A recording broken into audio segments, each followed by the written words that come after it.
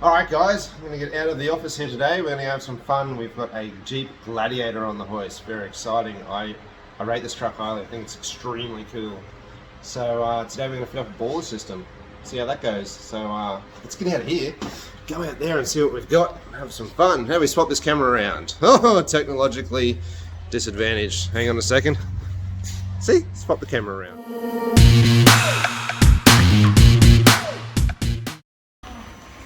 Nope, it's all eyes. I had to stop and go again. Dave's already cracking into the box. Oh, sorry. Jesus, man. All right, what do we got? What do we got? What do we got? Oh, okay, very nice. So we're going to go from that front. I'll show you that on the car in a second. Our lovely Boarla packaging. These guys seriously take a lot of time and pride in their equipment. So that's that. That's all our pieces for it. All right, let's go check out the truck. Here it is. Get a hang of it. I'm just digging these things. So this is Australia, so this is a V6 model, and this exhaust is going to replace all of what you see under here, all the way through, and there's a join right up in here somewhere. There it is there. So it's going to replace it through to there. All right, so you do get a hat. Tell me you get a hat. Just about every Boarla packaging has a hat in it. Noise makers over there. A few goodies that come with it. Bit of that, and our fitting instructions. So we'll go through. This is a really easy system to fit, but I'll run you through it all on the camera and you can read the instructions if you buy one of these kits, I suppose. These are our first two pieces just sitting here. You can see on the end of this one, it's got this ball flange arrangement. That's this joint up here, this fellow right here.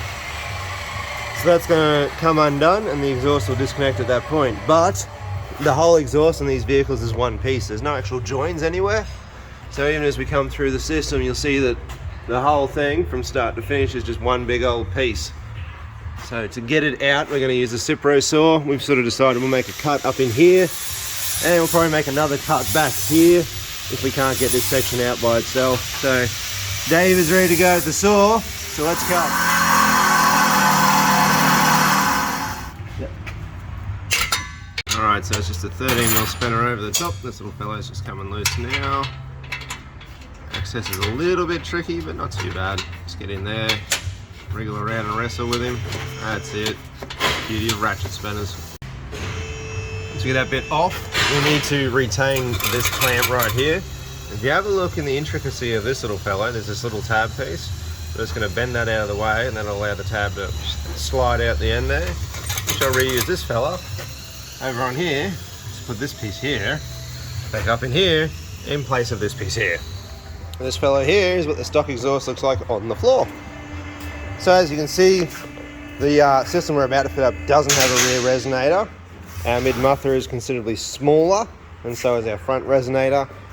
Couple that up with the fact that the new exhaust is all stainless steel, whereas this is just an aluminized steel system. So not only are we going to get a better sounding system, it's going to be a much better quality system as well. This piece going in, we're just going to reuse that clamp like we showed you, but it's just going to go on a slightly different way where if we flipped it, this is just so that we can get to the bolt much easier instead of it being on the top side, it's now on the bottom.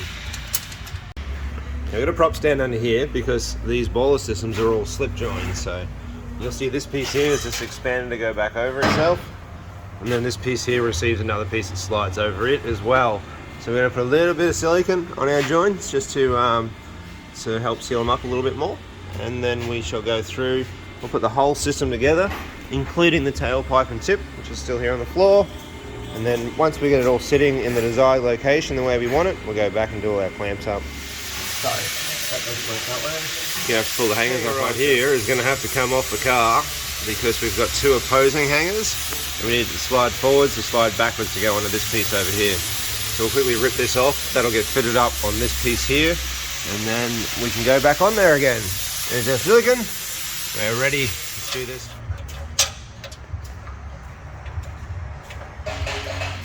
Whatever you do at this stage, don't forget to put this clamp on first, because if you have to take it all back apart again to put that on, you'll be really, really upset with yourself. Alright, tailpipe's going in. So he goes, slides in on there. Give you a hand there. You didn't lubricate it. Yeah, that's fine. A while ago. Hang on, you're missing them. There you go. Now you're on the right spot. It's all about getting it in the right spot. If that slid all the way forward and a little bit of muscles, couple of mil. We'll be able to get that piece in the back there. Alright, this is actually take two. We have removed the hanger at the rear. You shouldn't need to do that, but unfortunately they've got a little bit of transit damage on this pipe. And where the two are expanded to go together, we're just having a few issues getting them to actually go together. The problem we've got is the black tailpipe piece here. It was a little bit damaged, and so is actually the leading edge. So It still is. we're going to have to put it in the press a couple of times and expand it to get the two to mate, because they just won't play ball. Just go through and do all those clamps up. Everything is sitting spectacularly. Jesus, that's not coming undone. Look at that. Speed and finesse of swapping over sockets. Nicely laid out across the length of the hoist. Cool, there's that one, and then we're going to do the tip, which is the last bit. But we'll do the tip when everything else is done up. That way when our tip's done up, not only does it complete the job, but nothing else is going to move. Everything's going to sit really nicely. Then we can put it back on the deck, fire it up and see what we got. This is it, the final moment.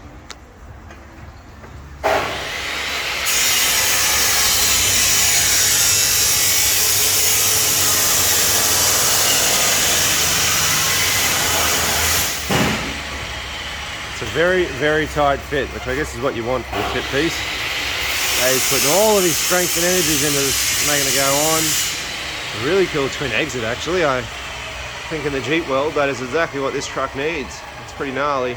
I think it's about the right angle. Of course, because it is on that sliding clamp, you could set it to whatever angle you want, but you know, I feel that is about where it's at today. All right. Quick, man, do the clamp up. People want to hear it. These are one snazzy unit. God, they're a good looking vehicle. Inside and out. I like it.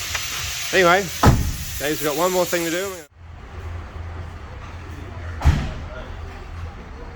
Here we go.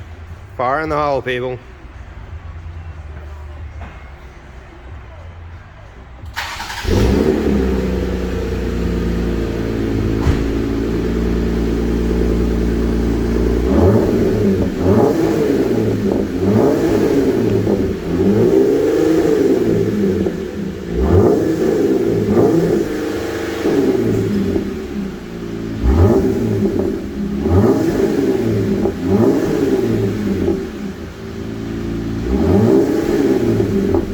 Nice. It's not over the top. It's a great sound for a V6. That is really bang on. Boarla have nailed it with this system.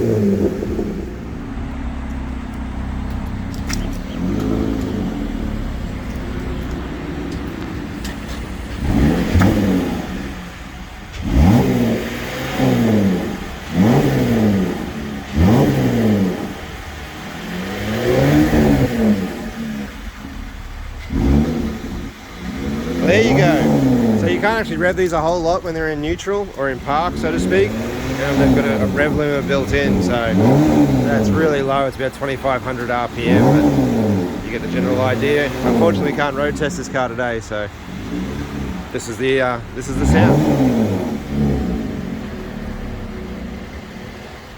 Well guys, thank you so much for watching. I hope you liked the video and it helps you out if you're making a decision on which exhaust you need for your Jeep. That is all. Thank you so much. We'll catch you on the next one.